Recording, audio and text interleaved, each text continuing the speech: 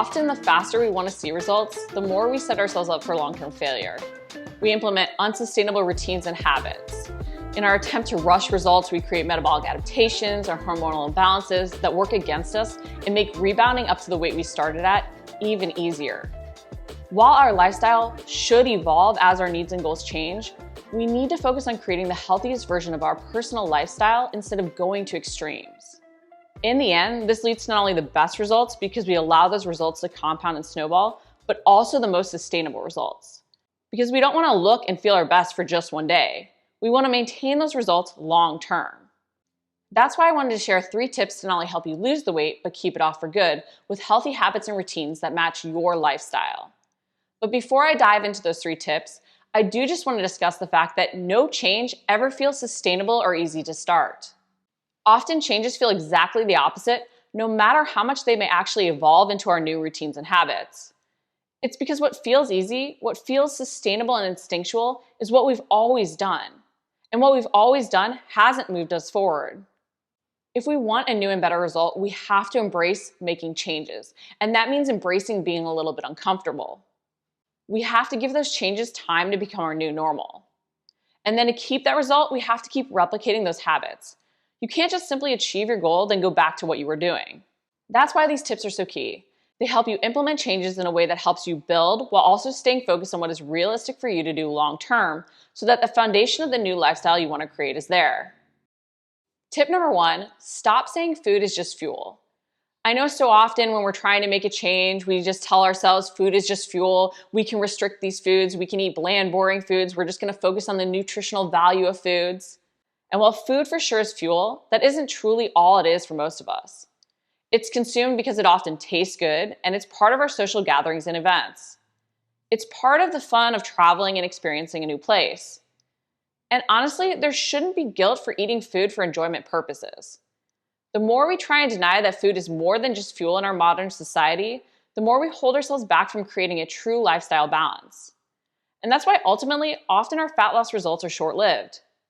We don't know how to balance eating to just fuel, eating for function, with actually living the life we enjoy.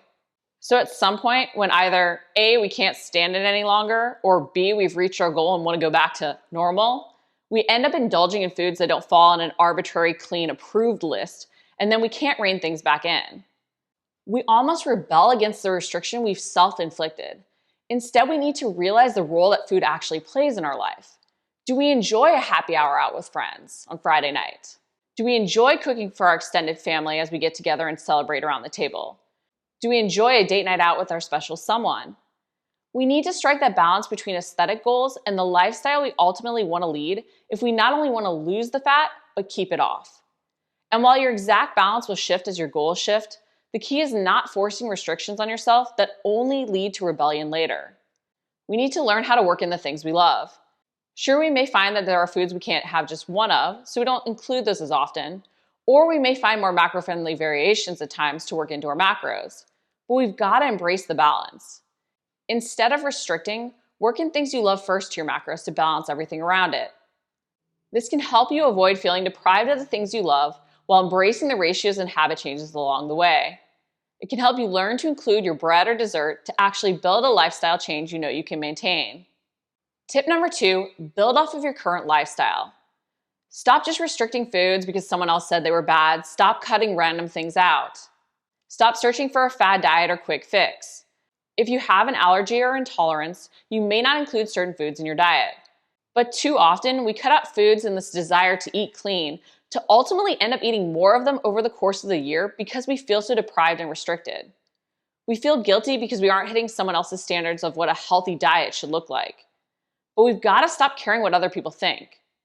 One size doesn't fit all. And I often hear this phrase repeated, but it's repeated often by the same people also telling you that you have to eat off an approved clean foods list. And all this does is hold people back from ever making any sort of change. We have to meet ourselves where we're at. If we're currently eating a ton of fast food, having pizza every Friday night, the idea of just going to chicken and broccoli isn't going to work out long term. We have to base the changes off of our current lifestyle. To get the best results and then keep the weight off, we have to stay focused on creating the healthiest version of our personal lifestyle.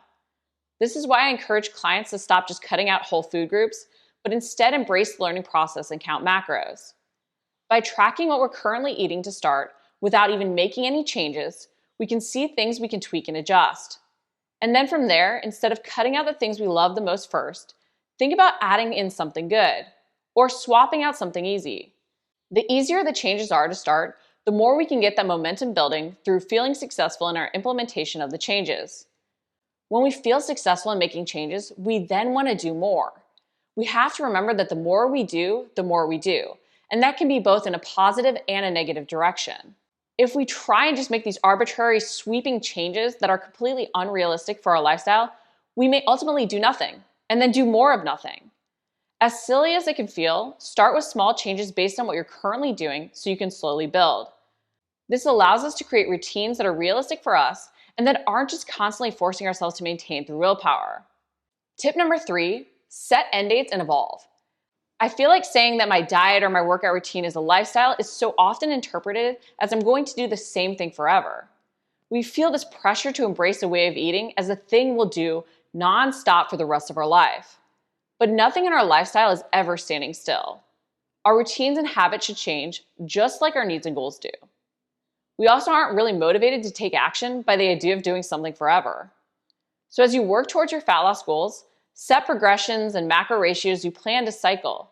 Set end dates at which you're going to assess and adjust, and maybe even slightly tweak your goals. This can help us stay focused and give us motivation to actually start today. It can also help us be more patient in waiting for results to build because we know we can change at a specific point anyway. It's also why having a goal for your workouts and understanding macros is so key. When you have a goal for your workouts, you have that focus to drive you forward, especially when there's an end date and a performance goal you want to hit. As much as we know abs are revealed by what we do in the kitchen, being motivated to train and push hard will only help you get better results faster, especially if you're focused on building muscle. It also generally keeps us motivated to do other healthy habits that lead to fat loss, like being conscious of how we fuel.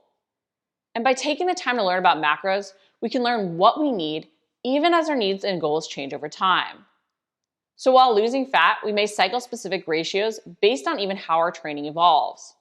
And then when we do work to maintain our results, we can adjust ratios and calories again.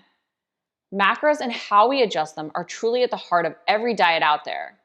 And when you understand macros, you can implement low carb, low fat, high protein in any way you need to not only create a sustainable lifestyle, but see the fat loss results you want and then maintain those results long term. Because not only can different ratios help you work towards different goals, but you may find that different types of training need you to fuel differently to maintain your results. As we get older, we may need to adjust our diet because we don't utilize protein as efficiently and we might want to build and retain lean muscle. Or you might find as you go through menopause, you need to adjust your diet again to deal with those hormonal changes. The point is, if we take time to really learn the foundation of nutrition and understand macros, we have the power to evolve. And being conscious that nothing works forever is what can help us adapt over time so we can keep the fat loss results we've worked hard to achieve. We have to remember that we can never go back to what we were doing before. We can never stop doing what makes us better. There are going to be ebbs and flows, and our lifestyle is going to need to evolve. But we want to set those end dates so that we have that accountability and a point at which we can reassess what we actually need. You want to build off of your current lifestyle to make your changes realistic for you and your needs and goals. One size simply doesn't fit all. If you liked the video, make sure to like it, comment below if you have any questions, and subscribe. We're posting new videos each week.